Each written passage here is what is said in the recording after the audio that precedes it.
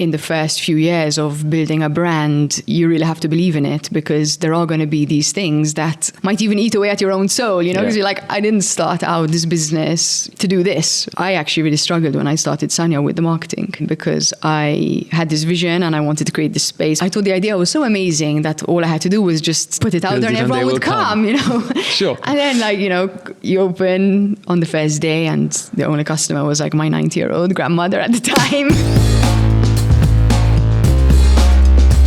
Yasmin de Giorgio. Yas, welcome to the Unbrandme podcast.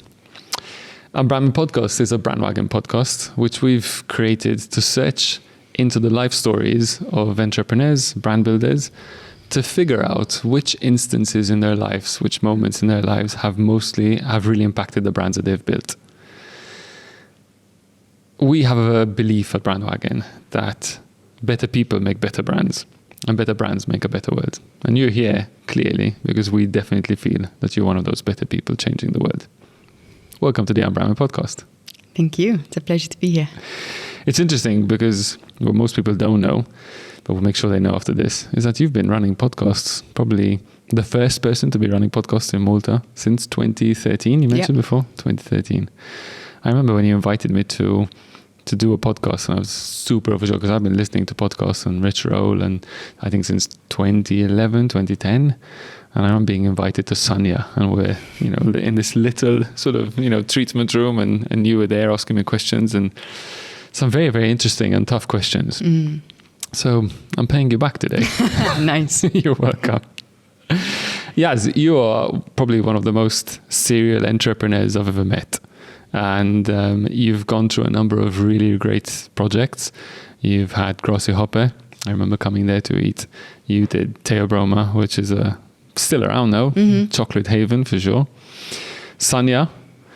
And now working in effectively the business that your dad set up 40 years ago, no? Yeah. If I had to ask you who you are, and that's, I know, a very tough existential question, but who do you say Yas is? Oh, we're going straight deep into like philosophical. I told you I was going to pay you back. You said we're not going within in this podcast. For some reason, like what just popped into my mind was this quote that I love, which is, "We don't so much seek the meaning of life as the experience of being alive." And I think that's a quote. In fact, I had it written on the wall at Grassy Hopper. Okay. It's a quote that has really driven me. And I think that's what life is, right? It's an experience, it's a feeling. So I think my life story and even my journey creating brands has all been seeking different experiences that inspire me and engage me and make me feel like this life is worth living. As I was preparing for this podcast, a question kept on coming to my mind, which I was hoping to ask you later, but just jumping straight into this once we said we're not going to get philosophical, but I'm going to go straight into that. Terrible, useless. I feel like a lot of entrepreneurs run. Some are running towards something, some are running away from something, and some are just running. I feel a lot of us in the entrepreneurial stage of our lives are always, moving in very fast, building momentum and keep on going. Would you say that your journey through, building Grassy Hopper, has that started off with running away, running towards, running? Where would you say that would go? Sorry about that tough question already. No, it's a beautiful question. I think I've always been a person that runs towards a vision, something that really inspires me. And I think you really need that in the entrepreneurship world. As we were saying before, it's so tough to be an entrepreneur, so many challenges and obstacles. And for me, even though I do a lot of different things and a lot of different projects, I am quite intentional about what I do. I don't usually do things that I'm not sure are going to keep me inspired. In fact, most of the businesses I've created have stood the test of time with me. I'm not the kind of creative that I start and stop very easily. Mm-hmm. I do start and then need help maintaining, because then my energy usually goes into creating something else. But I usually put my time and energy into things that I'm really passionate about. Sanya was a case in point, right? And so was Grassy at its time. Mm-hmm. These were visions that I had where I felt like this is something really worth doing and Malta needs this. Mm-hmm. So I'm going to keep persisting because I really believe that someday I'm going to be sort of validated or vindicated in the fact that this vision makes sense and is needed. Yeah, and I think what's beautiful about that is that I think when Grassy came around, I think it was probably the first eatery that was doing something for the community, which was talking about, you are what you eat. And to a certain extent, there was that really sort of awakened sense of well-being behind that. But that was well-being of the gut. And then if you take Sanya, I'm going to put Teo somewhere in the middle because that was kind of pleasure mixed well-being. But that was also a side gig, I suppose, now from Grassy. But then when you look at Sanya, then you took to Sanya from a completely holistic well-being statement. And now I think what you guys are doing at Shireburn is also moving into the community space. So is that a pattern which I've just invented because I like looking for patterns, or is that something which you think is a real thing about the way that you've started your businesses? I think that the commonality with all of those things is that they are sort of expressions of what I really believe and inspired by. So at the time of Grassy, I had just become vegetarian. I was traveling, eating at so many different vegetarian restaurants and feeling happy to eat healthy. Whereas before I always thought eating healthy is really boring. Like, why on earth? Low-fat yogurt. That's like the understanding I had of healthy food. And traveling, I was in South America at the time and seeing all of these cafes which made the eating experience a communal one as well, because when you're traveling, obviously the eating places are a real place of congregation. Yeah. So I said, Lummi, I want to eat in this kind of place. And then I came back to Malta. I'm like, there isn't this kind of place to eat at, so let me try and create it. So why not? And that's what happened. And Sanya was the same thing in that my desire then in my own journey sort of moved from, it being just about food, which was the entry point, to then being more about yoga, meditation, stress, and all the things that Sanya does. So again, I sort of evolved, and then I'm like, people need this. I need a place where I can go and practice these things. If nobody's doing it, then I'll do it myself. I'll create it. And at Shireburn, it's kind of the same thing, because I've been actually all throughout my business journey, really one thing that meant a lot to me was creating a company that is a positive force, because I studied business and economics, and then I studied politics, and I got to the point where I was like, business is so destructive. I was looking at all the development problems in the third world and unfair trade laws and, like Ghanaian tomato farmers being undercut by Italian tin tomatoes. And all of this is fine. I was like, business, man, this is screwing up our planet. I don't want to be a part of it. So coming full circle to actually wanting to create a business actually came about by this book, which I always quote in like every interview I've ever given, which is called Minding Your Business, about this guy who was a hairdresser and he got sick from the hair products. From chemicals. And he created Aveda, which today is a very well-known brand. It got bought out by Estee Lauder. Okay. And he wrote this book where he basically like charted his journey to create a conscious business. So for me, it was like a light bulb moment of like, wow, I have all this creative energy and like I like to drive projects, and I can actually create a business that's a force for good. So that thing of like, okay, the business being a force for good for who? Is it just for the consumers of the product? Is it for even wider stakeholders? And then lastly, which is quite frankly the thing that people usually think of least, is like actually the people working for that company. We spend 8 hours a day giving our energy. Like, shouldn't the company we work for help us grow, make us feel good, make us happy? So I always had this interest in company culture. In fact, even back to my Grassy days, I used to do a lot of self-development work with the team building days. I used to get them doing eye gazing and all sorts of weird stuff. So even that, the inspiration on HR and culture, like it's very core to who I am and what I really believe. Yeah, and it's again, talking about creating communities as a force of good, because the more you can spread, the important messages, I think that's how you can change a culture. Okay, this is normally the question I ask first before I've done all the philosophical questions. But so let's like retrace our steps. Walk me back to your earlier years, okay, and you can go as far as back as you want. And I remember watching a couple of podcasts where you talked about, being in a all-girls school in the UK, and, where did things click? So how was it? How did you get into, business? Where was this? Obviously, you were born into a family where, your dad was running his business, very successful business, of course. When did you get that urge? And when did you see that, you could do something to change? Now, forget the business part because you just explained that, but just run us back through, what impacted you most to do this?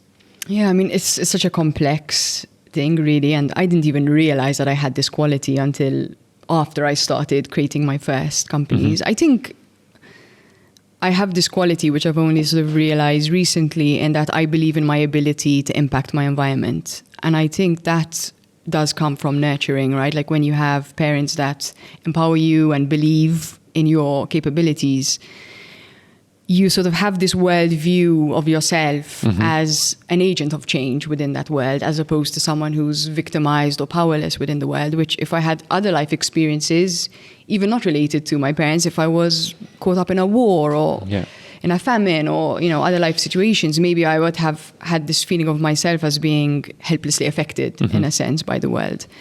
So I've always had this sort of bit fiery personality, even when my parents asked me if I wanted to go to boarding school. I was like, yeah, I want to go. Like I had this very adventurous spirit.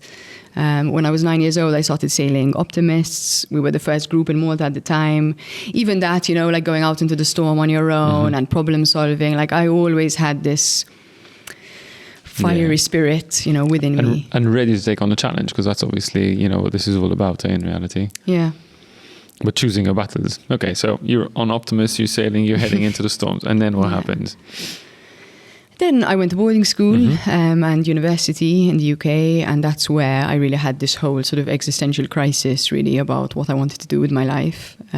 Because I went through a very bad breakup at the time, and I remember getting quite depressed. I started reading Freud, trying to make sense of my situation, which is a really bad, don't read Freud when you're depressed. No, it's a really bad idea. But I started sort of, before it was very much just taking what life gave me, and I was very happy-go-lucky, always up for fun with friends and adventures. How old were you then?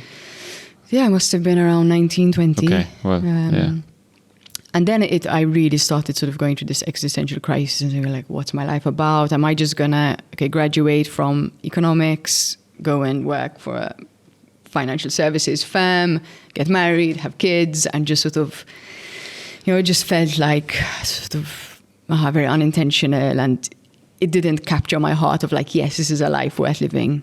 So I started really learning and researching and looking at sort of different ways that I could view my life and the meaning of it. And that's when I came across a lot of reading about international development and sort of the unfair side of economics. And I think that was a passion that never really went out. I remember reading a book called Small is Beautiful.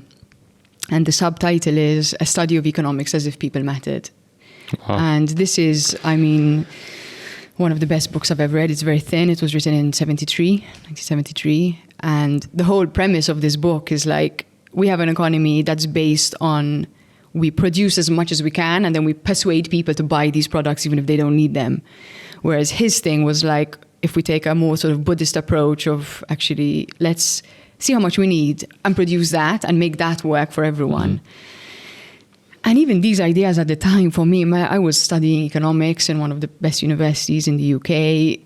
Again, like my career path was go work with one of the big four. Of course. So sorted. These ideas for me were like, and I wasn't hearing these in my course either. My course was all about macroeconomics and supply and demand and exactly the homogeneous man and all of that, And then I'm reading these perspectives that like, hold on, business, first of all, is creating a lot of damage to the environment, people, etc. There's a lot of unfair practices, and there are actually other models. And I think that thread has always underpinned a lot of my business inspiration, because I always felt like, hey, business can be a force for good. And why start a brand if you're not creating a positive impact? For me, if I just want to earn money, I'll work for someone else. And just, a bit less more painful for sure. Definitely less stressful. Less stressful for sure. Look, I think the theory that you're bringing to the table here is something which we've never really discussed in this podcast, but I think it's something which is really, really important. And I think that there is, the ethical choices that we take, or the ones that we decide to ignore because of the economic stresses that running businesses have on us. Because fundamentally, as founders, we might say, you know, this is the ethical way, this is the way that we're going to do it, this is how we're going to impact change, this is how we're going to change the world. But we still need to make wages. Bottom line. And we still need to make bottom line. And somehow we still need to make a profit. And it's a really, really fine line, and it's a very, very, you know, dangerous line to walk. Over the years at Unbrandme, we've had many, many of those ethical conversations. Is this a business that we want to support? Yeah. Especially because we're in a stage where we can, you know, really make or break a brand. You know, if we're going to put everything we believe in, all our talents, all our skills, in order to successfully take this brand from position A to position B in the market, how is that going to impact the culture, the community, the society that we're living in? And it's a really, really tough decision to take. I'm extremely grateful to be surrounded by people at Unbrandme, by my partners and our team, you know, where we kind of all pretty much, you know, follow a very same line, and we all stand by each other. But it's tough and it's hard. And there have been moments, you know, where it's been like, okay, but, you know, we still need to make wages. We still need to hit our targets because we need to cover our costs. And it's very, you know, how do you go through that? And do you have your own framework when it comes to this in sort of understanding, you know, and what would be your suggestions to anybody who ever faces these challenges? Yeah, it's so hard, especially when you're a startup. I think the first 3 years, definitely for me, I can definitely look back and say, if I had more cash flow, I wouldn't have made that decision. I'd have made a better decision. Yeah, but I mean, then there's the experience as well. So yeah, experience, but I think also financial success gives you much more ability to make those choices. Of course. Right? And ultimately, we all need to survive in the world. And when our back's up against the wall, that survival instinct kicks in, and we even convince ourselves that that was the right decision. So I have a lot of compassion for all the mistakes that we make and all the choices that we make that we wish we had the means to make differently. I think it's just about being honest with yourself and also having kind of a guiding vision so that even when you are compromising on your values, obviously the least that you can, you know that like this is a choice you're trying your best to change. I think this is where sometimes we go wrong, that we just sort of justify to ourselves and then we just keep rolling along, you know? So, I mean, I look at Sanya now and I feel much more comfortable to take certain decisions and invest in certain products. Like, for example, at Sanya, we try to do everything ecological. If we brought every product from day one ecological, we wouldn't be here today, right? So something simple as the slippers, never made it, right? Like ideally, I would like to have slippers from recycled, whatever, from fair trade places, right? From fair trade places, ideally not flown in, right? Like this would be my ideal. Realistically, I couldn't afford to do that on day one of Sanya. Maybe now I can make those choices, right? And I think this is why in the first few years of building a brand,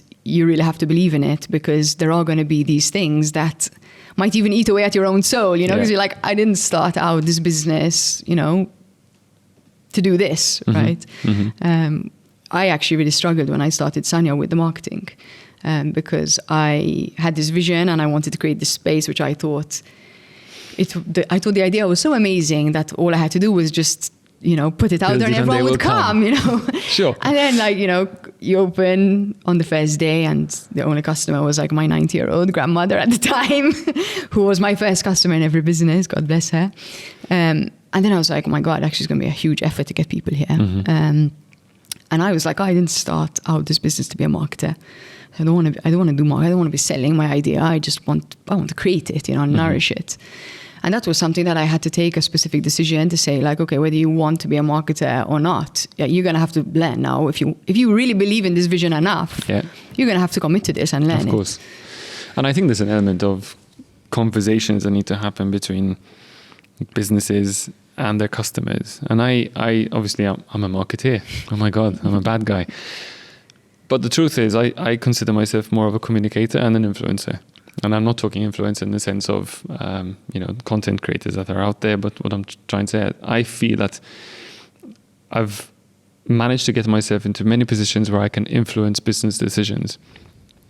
And I feel that every one of us at Unbrandme can do that. So when we take on projects which might be slightly compromising, we take them on because we feel that we can have an impact on these people who might not know enough or might not know better.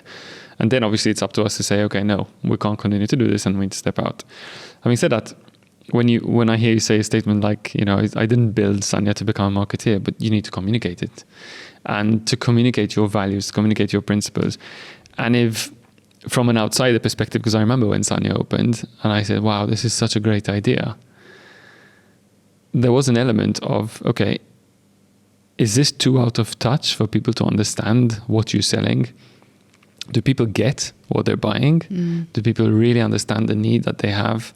Because, if you compare Sanya to other similar outlets out there in Malta, effectively, is it chasing relaxation and beauty?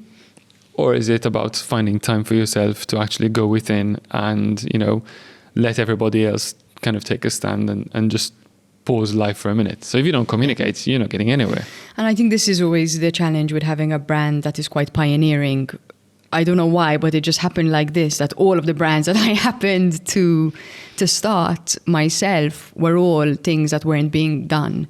So you do have this sort of onus of education as well to even create the awareness around why people need your service. So that's why it was a lot harder. With Grassy, it kind of came a bit easier because everyone needs to eat 3 times a day, and it was a bit more lighthearted. So there was a lot more traction. And there was easily. Probably a huge demand and a very, very little supply. Yeah, exactly. Well, I mean, to say there was a huge demand at that time, right? This was 2013 that I started Grassy. I mean, when I was doing my business plan, people would tell me people are not interested in healthy food. People are not.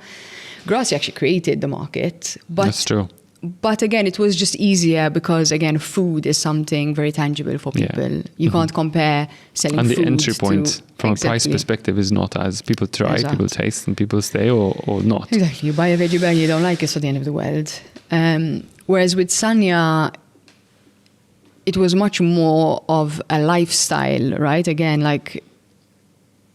I don't even want them to call them our competitors, but if you go to another spa in Malta, it's very much, I always joke about this sort of Prosecco and massage, right? Because for me to have Prosecco before, like, it's so hilarious, No offense to everyone who still likes that. Like, it's fine, but it's not a really deep healing experience, right? Yeah. So... And to be fair, I mean, I suppose there's a gap in the market for everything. So if you do want to go and enjoy your Prosecco and your caviar and everything else and indulge, and it's an indulgence, I suppose that's your thing. But it's a very, very different outcome. Yeah, it's more about just sort of pleasure and enjoying the moment, and there can be a time and a place for that. But what we're doing at Sanya kind of on the surface looked the same. I'm doing the same thing, just minus the Prosecco. So how is this better, right? So we really had to educate people on what wellness is all about and even how they can feel, because you don't know how you can feel after a yoga class until you've done a yoga class. Right? I've probably done a few yoga classes, I would say, not your first. Yeah, I mean, the first is probably full of embarrassment and discomfort. Some people do have an amazing, first yoga class, but it's a lot harder to get people to experience and taste what our product was for them to actually develop an understanding. And on top of that, it wasn't just yoga we're doing. We're doing massage, we're doing sensory deprivation, we're doing retreats, we're doing courses on all different kinds of topics. So even till now, like, there's a lot to educate our audience on. And do you think people have moved further into that space today? Is it, the amount of exposure that there is in social media? And I wonder whether it's just my social circle, but do you think that people are finally getting it, or? Definitely. I mean, I think COVID created a huge change, and we really saw that at Sanya with the amount of people interested. And again, like, the inspiration to buy a service comes usually because you have some kind of pain or some kind of dream that you're seeking to get. And obviously COVID created a lot of pain. There was a lot of anxiety, especially with all the, we forget, but there was so much uncertainty. I remember thinking this is going to last 2 months or 6 months. We had no idea how long it's going to last. We had no idea. It created so much anxiety. And these were real palpable experiences. People couldn't travel as well. So a lot of conversations about health and wellness. And I think it's a very different world that we live in now post-COVID. And even in the workplace. Do you think that is easing off now? But because you said that people forget the anxiety you went through. I can assure I haven't forgotten. It's deeply marked in my conscience. But do you think people are forgetting to the point where now we're moving back into the old habits, or is this here to stay? I think in some ways we are moving back into old habits in the sense of like how hectic our lives have become again. But I don't think we've lost the awareness that actually there's something about this that's not okay. And I mean, again, algorithms, right? So we might live in a bit of a bubble, but the amount of people for who, especially in my generation, that the new dream is to own land and grow their own vegetables as opposed to buy an apartment in whatever is the fancy new building in town, I think says a lot to me about how satisfied we are with our lives. And even in the workspace, the amount of people looking for work-life balance, looking for remote working, people realizing that actually the way that we live plays a really big part in how happy we are, and that actually we have a right to want to be happy, right? Like, again, a lot of the generations before, especially the war generation and the boomers, for some of them, like survival was like already a big win. Of course. You know, like to even think about whether happiness was a priority. You know, we live in a very different world today, and the sort of, you know, sometimes we talk about millennials being entitled and so on, but isn't it a really beautiful thing actually that we're questioning, like, is there more to life than just work? So many interesting angles I'd like to attack right now, and I don't know which one is the most pertinent question. I think, you know, you mentioned, we talked about people forgetting and we talked about people easing off, and that's something that I suppose you said it yourself, you know, as we moved out of the post-war era, you know, and the baby boomers, I mean, survival was a big thing, and that's not very far away. We're not talking of, you know, 100 years ago. And then you're talking about the next generation, which came and they talked about, you know, rebuilding. And so there was the survival, and then there was the growth. Yeah. And then there are the kids of the growth, which are the millennials, who probably have not been told the stories, or have been told in a very romantic Hollywood fashion, the stories of the past. And if we look at, you know, the days that we're living in now, whilst we're obviously lovely and comfortable in our Maltese bubble, the reality is that not very far away from us, you know, there are wars going on, and we can start talking again about survival, and we can start talking about the cyclical approach to all this, which is horrible to see what's happening. Where am I going with this? You know, do we as business owners, as brand builders, have a need to keep on telling these stories and to remind people, or should we be jumping on the trends and maximizing the opportunities, still sticking to our conscience? But, you know, what is our role as business owners? I think the sad answer to this question is that it's very profitable to jump on the trends. But me, honestly, I just can't do it. Like, I just can't sum up the energy and the will to jump on these trends. Like, I'm always a person that seizes my energy from my inspiration. And what inspires me are the things that I really believe and the world that I really want to create. So again, it comes back to that question of who do you want to be as a business owner. And in that book that I was sharing with you, he always says, firstly, before you're the CEO of your business, you're the CEO of I Limited. And you have limited resources and you have some kind of output, and you should be really mindful of how you're using your inputs and your outputs, because they're also going to determine your longevity, your sustainability, and your level of happiness. So I think as human beings, we need to come before our businesses. And for me, like, again, if I'm going to go through all of the challenges that having my own business comes with, it needs to be something that really excites me and inspires me. So I prefer to stick to what I'm really about. And sometimes you get inspired by the trends because they happen to fit into your values. But a lot of the times, trends come and go. Yeah, trends come and go. But I think trends are normally, you know, the result of a deep innate need that humans have that is typically not being fulfilled by other things. So I think when we read I might into have misunderstood what you meant by trend. Yeah, right? and I think I mean, in conversation, I suppose it's one thing to think about a trend, which is something which is happening on social media, and can I just jump on that trend and do the latest TikTok video? And that's obviously the trend. But the overall arching strategic trend, it can be quite profitable, right? It can be quite profitable, but I think you always have to do it. It has to stick with who you are and what your brand is. You know, this is coming back to the dad jokes and a dad trying to be cool with his teenage kids. It just doesn't work. It's funny to watch. I love being that guy cracking the dad jokes. I find myself funny. I'm sure my kids and my wife, I'm extremely, you know, annoying. Guilty. True to the dad brand. Absolutely. Sticking to my, but coming back down to, to the trends, I always feel like society, music, fashion is an expression of an innate need of what people are feeling at the moment. So even if we look at the music and the art which is coming out in the 1920s, and we look at the music and the art that's coming out today, what is that expressing about who we are today? So how do we, I talk about makeup is not about selling paint that you put on your face. Makeup is about selling confidence so you can go out into the world feeling like you can still conquer it, or at least just picking you up a little bit. Yeah, but I think some brands also kind of capitalize on the expression of those things that are painful, right? And I always remember there was this Johnny Walker's ad. Mm-hmm.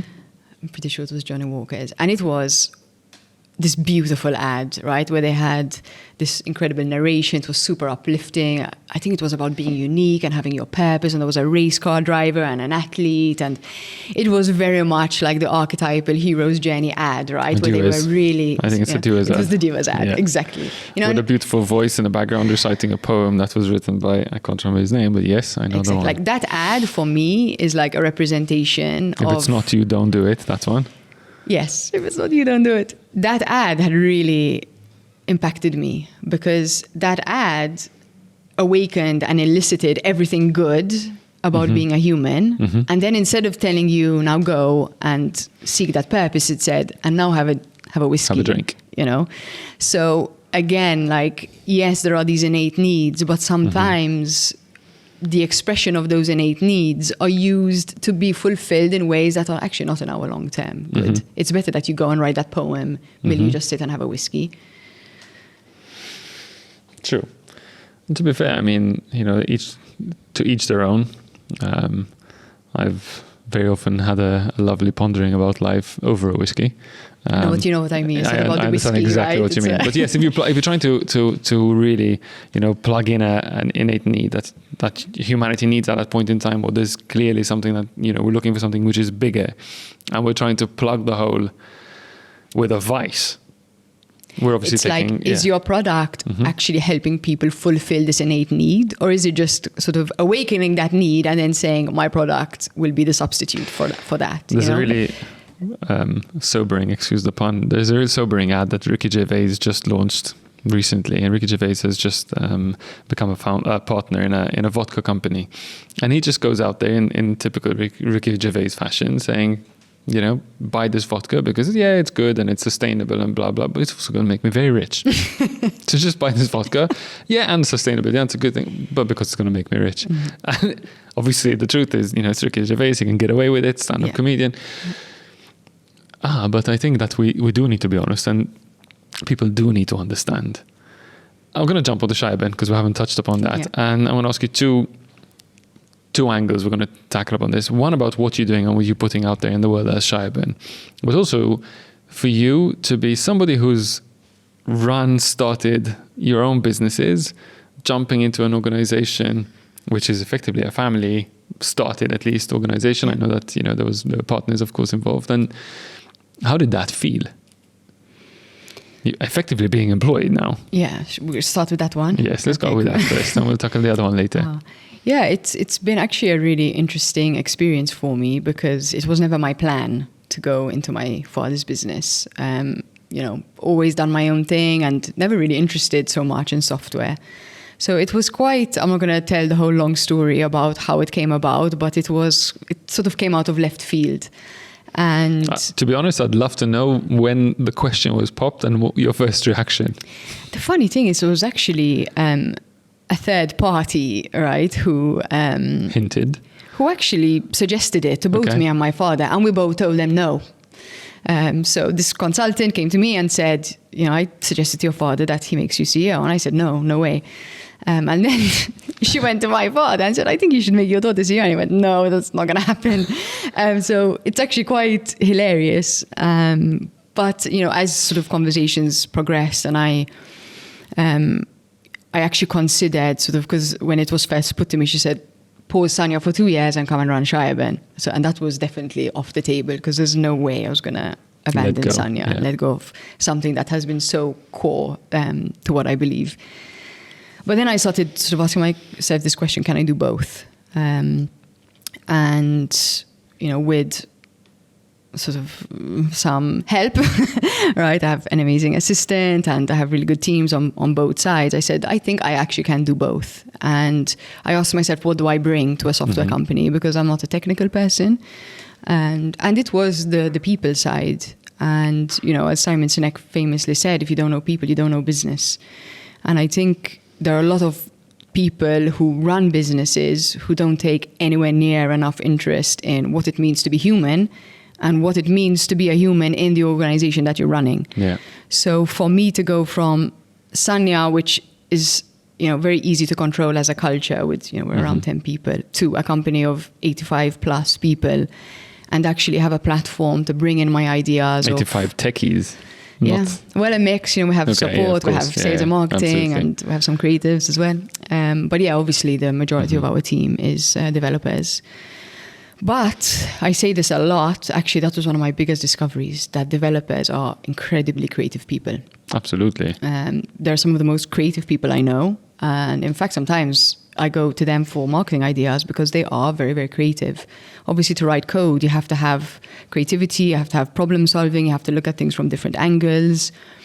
So it's actually been a huge pleasure, actually, to work with these guys and bring myself into a product that I didn't create and find it to be meaningful to me. So yeah, it's been actually a really enriching person experience. And did you have any sort of, big surprise shock awakenings at this point in time? Besides, obviously, the fact that techies are creative. I could have told you that and saved you the hassle. Yeah. But obviously, you've effectively taken the reins over somebody else's baby, and now moving it into the direction that obviously you feel is the right direction to take. Was there any sort of, like, oh my God, we need to fix this? Or was it like, actually, wow, I didn't expect it to be? I mean, did you walk in there with some sort of big plans and decisions and then you put those on ice, or? I think that the main thing was I made quite a lot of changes to the management structure in my first year. And I was pleasantly surprised by how that all worked out. Well done. I was also surprised how much trust they gave me, being the boss's daughter, having no background in tech and walking into a company, right at the top, which is incidentally why my father first said no to the idea, because he didn't like the idea that I didn't know enough about the company and I was suddenly in the CEO position. But I am a people person. So what I did before I took the reins is I did an operation review and I actually just sat with all the people and got their ideas because they knew the company better. Of course. And a lot of the time, it's actually not that a company doesn't know what it needs to change. It's just we get so distracted by the day-to-day or we're scared. Some of the decisions that I took, people were like, this is going to work out really badly. But I had a feeling that it wouldn't, and they were the ideas of the people themselves. So I also knew that if we didn't fix certain things, we're going to lose really good people. So yes, there might be a risk at changing something, and you might lose certain other people, or it might go wrong, it might be a bad idea. But if you don't change and fix and listen to people, you're going to lose a lot more than you have to gain by sort of staying still. And I've always had that sort of brave approach that I like to try risky things. No, so yeah, I think to that, I think the way that the world we're living in changes, and obviously changes is the only constant. If we don't adapt, if we don't change, and if we don't lead, I suppose, that change, then I think we'll get thrown over by the wayside. And in technology, you can't afford not only keep up, but actually lead that direction. I mean, leading is something that has always come naturally to me, but here in this situation, it was very different because I didn't have the technical background. You didn't choose these people yourself, and they didn't choose me either. True. So it's not like these were people that I hired, like at Sanya, that they chose to buy into my vision. There was a mutual relationship there. But there were some people who have been in the company 30 years, 20 years. Who knew a lot more about what it meant to run this company. So it was quite challenging for me in the beginning to, feel confident in myself and also to be authentic because, again, like I believe that without authenticity, leadership is really, I don't know, it's just not for me, right? I love authentic leaders. I prefer leaders who are like, I'm really bad at this, but I'm authentic about it, than people who try to persuade you that they have authority. So, I was in quite a challenging situation that I had to really be myself, but it was a bit scary to be myself because I was so different. I had my own, What was your biggest fear, so? moving into the company, not today? I think it was that I wouldn't be taken seriously, right? Because again, of my own baggage. I lovingly joke about it now, but one of our senior managers was talking to his friends like, oh yes, our hippie CEO. And in a sense that is me, right? Like I am a very creative type. I am quite alternative in the brands that I've built, the lifestyle that I lead. So I worried whether they would take me seriously. And when you have that worry, the temptation is always to do what you need to do for the people to take you seriously instead of just being yourself. Because if I'm myself, I have this chance that they might reject me, right? And that was really, I was very conscious of it, and I really made an effort to not do that. How did you, because obviously you're getting yourself into situations where you are naturally uncomfortable. Yeah. Kudos to you for managing to do that, because I can't imagine myself. Stress, but I think I managed quite well to be my authentic self to the best of my ability. Well done. What did you have a mantra that you kept on repeating to yourself? Do you feel like the minute you started to get out of, who your own lane, that you started to say, okay, hey, Yaz, get back in there? What was it? And I think this is the benefit of being a meditator, right? That you have sort of reflective time every day to really look back on your day and really sort of question the place that your actions or your words came out of. And I'm a very reflective person by nature. I do reflect a lot on my own behavior. So it's a thing that I do.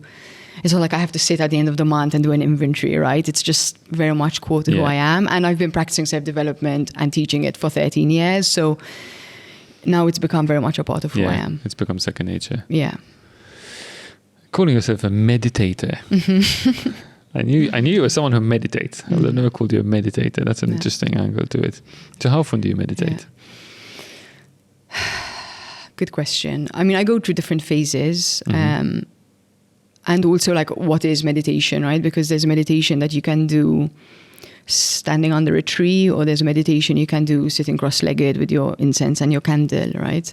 If on the broader scope, every day I have that moment of connection with that sort of part of myself that is beyond the monkey mind. That's a daily practice. I go through periods where I am more serious and I really focus on my practice and can do 30 minutes, an hour a day. But these are usually more in retreats and especially now with my workload. But it is a daily, and also because I did many years of meditating, sitting cross-legged every day, that it's also now very much within me. And it is a practice. Yeah, but that ability to sort of drop into the center of myself as opposed to being sort of carried away with my thoughts is something I did very serious practice for more than 10 years. So. No, that's amazing. That's impressive. So you're juggling now two big businesses, okay? And obviously you use your meditation obviously as a practice to keep. What else are you doing to keep in touch and to make sure that none of them you don't let the ball slip? So what is your let the ball drop? What are the tools you're using? What are the techniques? I realize you've got a fantastic assistant helping you out as well. Like, how did you build this sort of space around you or team around you? I think I've always genuinely cared for the people around me and been very authentic about my vision. So luckily I've attracted people who feel the same. But funnily enough, even on the Shireburn side, the people, especially the senior leadership team, they're really my kind of people. They're very humble, no egos, very dedicated, very good at what they do, always hungry to learn. So that, without the guys and girls at Shireburn and also my team at Sanya being so dedicated to the businesses and treating it as their own, I don't know if I would have managed to have the both of them.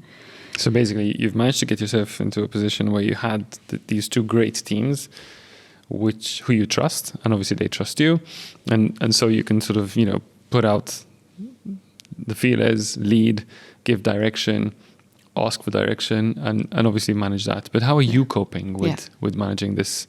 So is it like, are you extremely regimental on this is the amount of time I give to this, that's the amount of time I give to that, or are you just I freestyle. You freestyle. I'm very much not a structured person. I'm loving the fact that you're being very authentic about this, because I think it's really important for people out there to know that you're juggling two businesses, and I know that there's another one on the way. people have other things to juggle in their lives, relationships, kids, studies, and I think this is really important to understand that the reality of life is that it's not plain sailing, and the juggling is part of this. So if you want to become a good entrepreneur, become a good juggler. Yeah, I mean, obviously not having kids is huge, right? Because if I had kids, it would be a very, very different situation. I'm lucky that, one, I've had access to a lot of techniques and I use them all. So everything we do at Sanya, I actually use, whether that's ice baths, nature time, meditation, yoga, retreats, you name it. I do all of it to manage my nervous system. And I think I have a very good sense of when my nervous system is off. So even right now, as we're talking, I have an exact awareness of where my nervous system is and what I would need to do after this to balance myself. And I think that is something I always tell people. Don't manage your time, manage your nervous system. Because when your nervous system is in a good and nourished state, it will give you. If your nervous system is depleted, you're not going to get anything out of it. And your nervous system is your way of interacting with the world. It's your way of interacting with people. It's your way of interacting with a creative idea. So if you're depleted, you have nothing to give. And it's the energy you give off as well. Yeah. It's the presence that you radiate. It's the light in your eyes. So for me, it's like, okay, what does my nervous system need? Once I give it that, then it gives me back. Naturally, when I'm good, I want to write. I want to check all my emails. I want to do all of the creative things that I need to do to keep my organization thriving.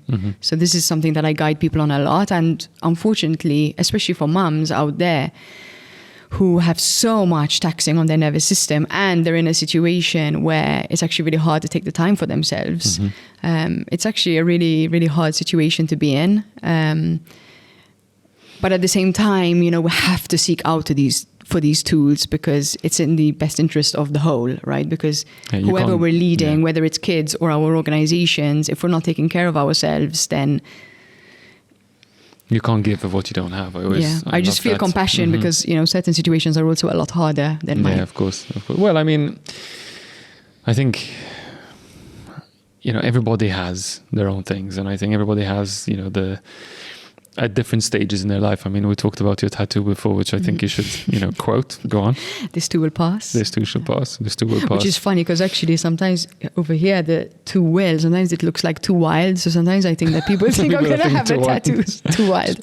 No. Which is, I could have chosen a better font, okay? Just not judging you there. But I think we all pass through, to different phases in our life. And in fact, my question to you next was going to be, is it even possible to always be on a constant level of okay, or is it typically up and downs? And again, it's the variation, which is obviously trying to tap into. So, being aware of your nervous system, being aware of where you are and how happy you are with the current states of flow that you're in. Is it normal to be always consistently okay, or is it okay to be up and down?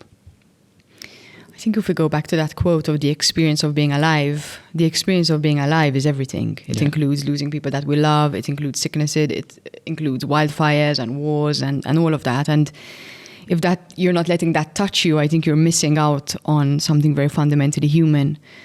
But at the same time, our capacity to hold those emotions in a way that doesn't have to drag us down into the gutter, I think that is a skill that I have definitely seen a lot of improvement within myself. And I feel like that's really helped me creatively because I feel like I can be moved by the world more and I have a more tolerance of what that window of emotion is without it unsettling me and unbalancing me. Yeah, so your capacity has grown. Exactly. And that is something I think is actually fundamental to physical health, good relationships, and our output at work. How big is our capacity to be able to hold things without getting out of balance? Yeah, that's beautiful. And that's very learnable, actually. Which I think is the perfect segue to talk about what you're doing in Sicily, no? Yeah, sure. So what are you doing in Sicily? So, Sicily is a new project, which I'm doing in partnership with Elena. And it really is an evolution of what Sanya was all about. And that is giving people an experience which transforms them. We know what we need to do, right? We all know, it would be great if I did an ice bath every morning. We all know, it would be great if I had a green smoothie every day, or whatever our list of what we think is going to make our life better.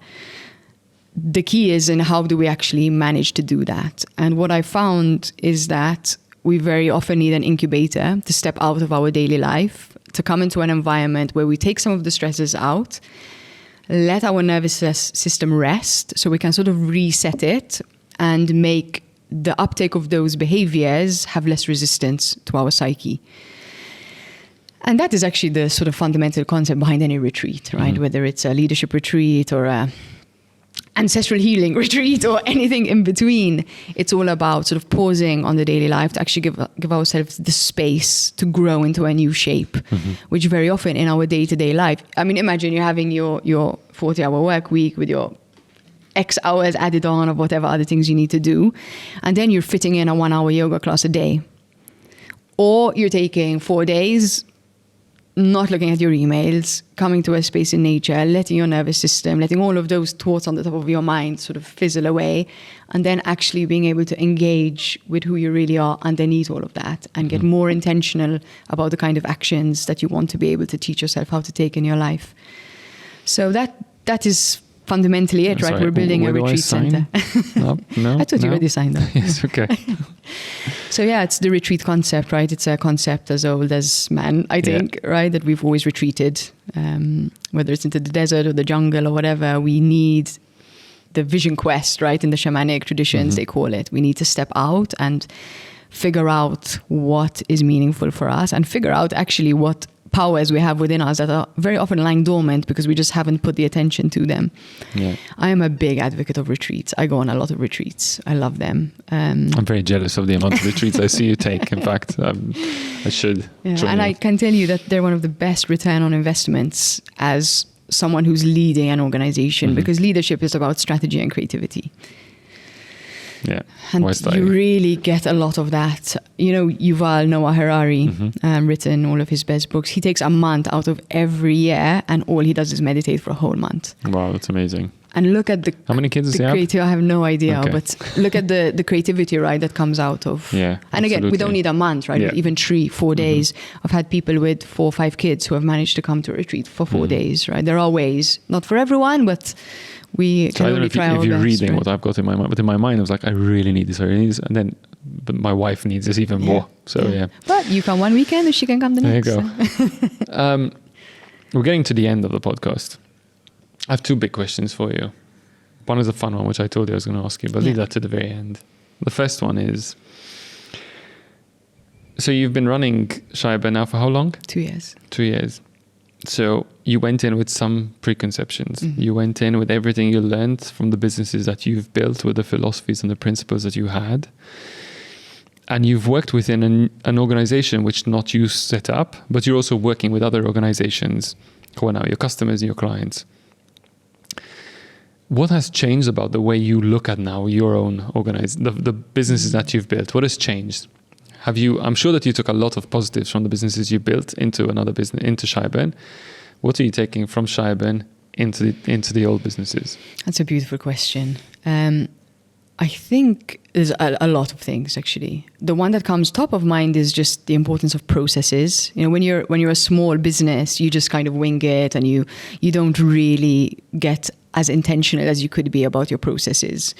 And another thing I think is just the importance of training.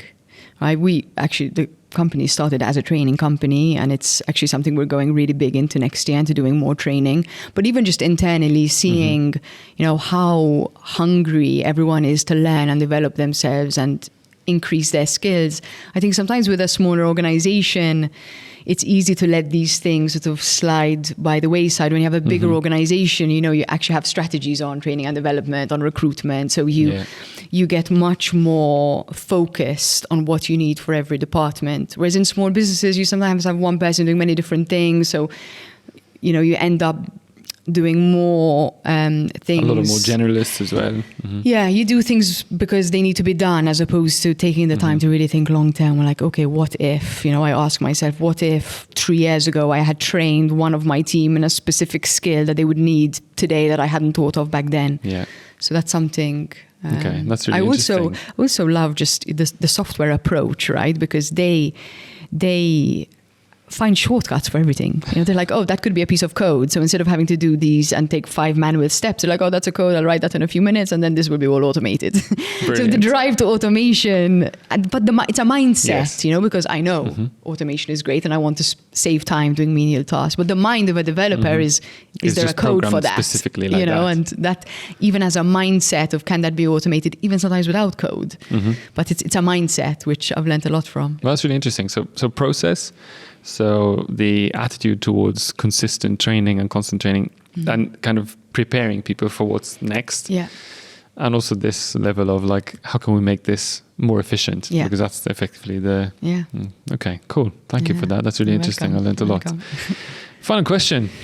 Yes. Soundtrack of your life. What's a song? I'm really glad you gave me a heads up on this before, because this is actually a really hard one. But what came to mind was actually a song that I actually wrote on a piece of material at Grassy Hopper, and I had it stuck on the wall. And I even have some group photos of our team holding the line of this song. And it's I Believe in the Good Things Coming by Nako Be. I'll look it up. I believe in the good things coming. Okay, yes, I know the song. Amazing. Yeah. Cool. Yes. Thank you so much. I feel like I've been sitting here like learning and in a lot of deep thought, of sort of better ways I can improve what I'm doing and learning from you. It's been beautiful. Thank you. I mean, to be invited by Brandwagon to talk about brands is a big compliment. As if. Appreciate it. We learned a lot from you, and I'm sure our audience did too. Thank you. So see you at Sanya and in Sicily. Yes. First my wife. Thanks for that.